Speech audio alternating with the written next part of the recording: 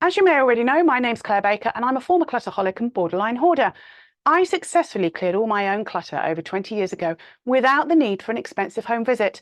And I've been helping people around the world do exactly the same ever since, so that they too can know what it's like to live a completely clutter-free life forever. As a result of working with clutterholics and hoarders for over 20 years, I've noticed that many of us have some common characteristics. One of these is that a lot of us have insecure attachment issues. Attachment issues refer to the way that you relate to other people. They can be secure, which means you relate to people in a sensitive and responsive way, or insecure, which means you feel insecure about and in your relationship with other people. Your style of attachment is learned and develops at an early age, usually within the first couple of years of life. What's significant about our attachment style is that what we learn as normal in childhood is what we subconsciously recreate in our present. That means that if we experienced insecure attachment as a child, we're likely to recreate it in our closest relationships in the present, even if it doesn't make us happy. There are three main types of insecure attachment. First, avoidant. We will experience insecure avoidant attachment if our parents didn't respond when we were physically or emotionally distressed as children. Crying is dismissed and independence is encouraged. Children learn to be independent little adults. It can cause us to consider relationships and emotions as not important, suppress our feelings, and wherever possible, avoid conflict and stressful situations.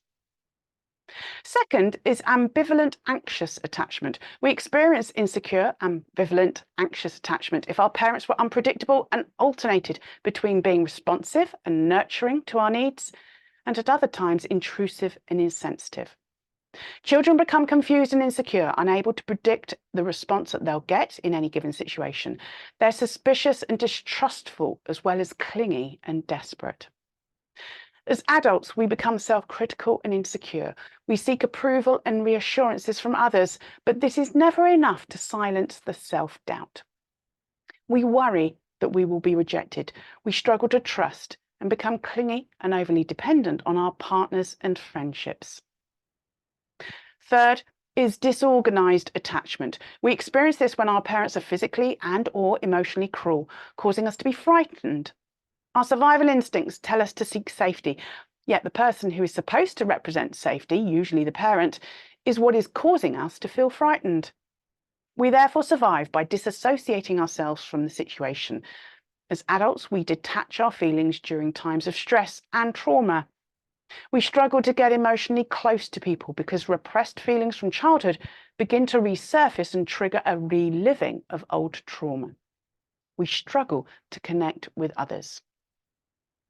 There are three things you can do to deal with insecure attachment. First, understand your why.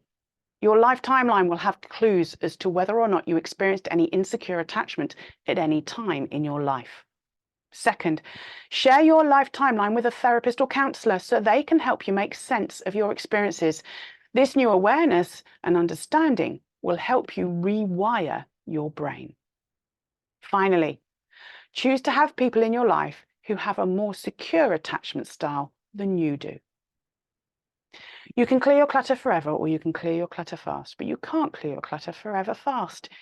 If you're ready to accept the help that you need to clear your clutter forever, click on the link with this video and find out how I can help you get started now.